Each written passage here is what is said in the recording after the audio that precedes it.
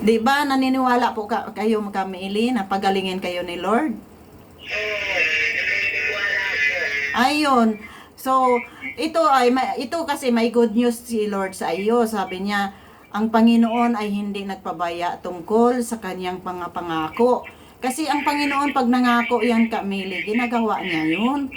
Tapos, pero ang tao, di ba, pag nangako ang tao, marami napapako lang kasi promise ka lang.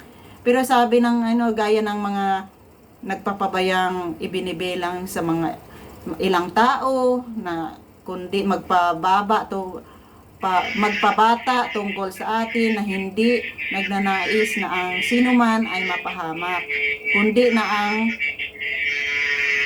lahat ay hahantong sa pagsisisi. Kaya ngayon, Kamili, sabi niya ay hindi pa yung may chance pa tayong magsisi kasi kung hindi tayo magsisi ngayon, time will come. Dumating yung ating appointed time. Kung hindi tayo makasulat sa Book of Life, pagdating sa langit, sasabihin, oy, wala dito, Amy, yung pangalan. Merong agad magsusundo sa iyo na ihahagis ka lang sa dagat-dagatang apoy.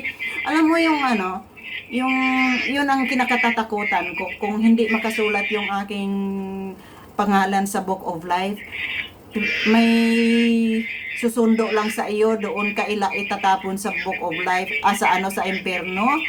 Kasi sabi nga ang hindi matagpuan ang pangalan sa Book of Life, itatapon lang.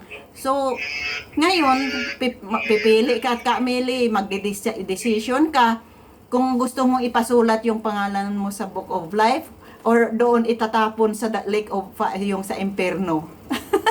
Yun ang decision doon. Ano po ang pipiliin nyo?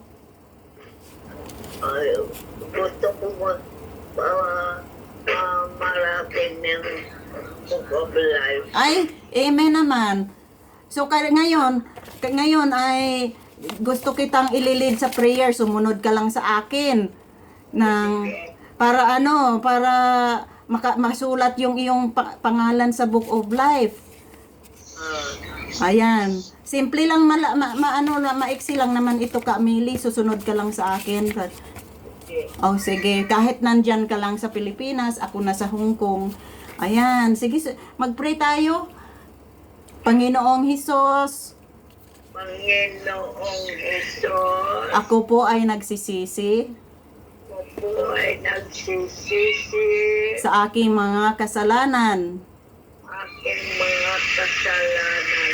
Tinatanggap kita Tinatanggap kita bilang aking tagapagligtas.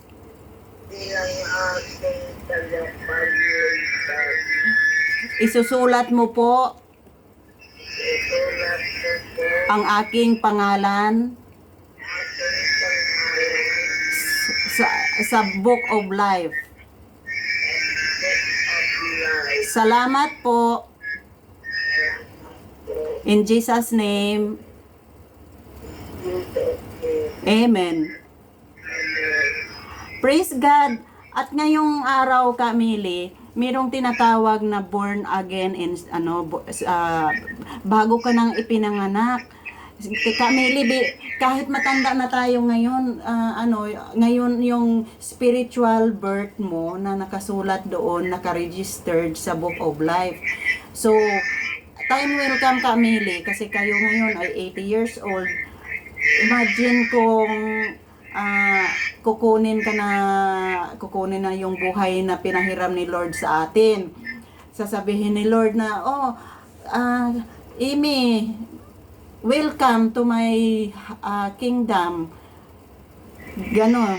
Di ba? Tapos, ang saya-saya na doon, ang wala ka ng, hindi ka na magproblema, hindi ka na iiyak-iyak, wala ka ng sakit. Mag-enjoy ka doon kasi ang magko-comfort sa atin, ang Panginoon Kamili.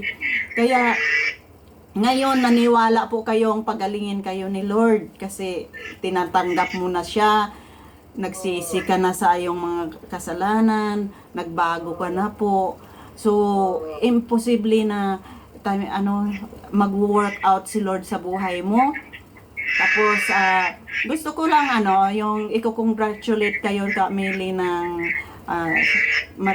congratulations kasi napabilang po kayo sa tahanan ng Panginoon.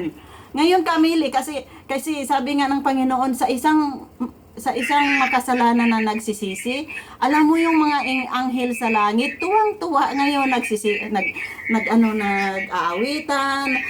Kasi hindi ka na nga mapabilang doon sa dagat-dagatang apoy, kundi doon ka na sa langit. Magpabilang tayo sa mga anghel. Salamat kasi andoon na tayo sa langit. Hindi na tayo mapunta sa init. 'Di ba? Ngayon ang init sa Pilipinas. Pag tayo ay napaso, sobrang init. Tapos lalo man na pa yung imperno, no?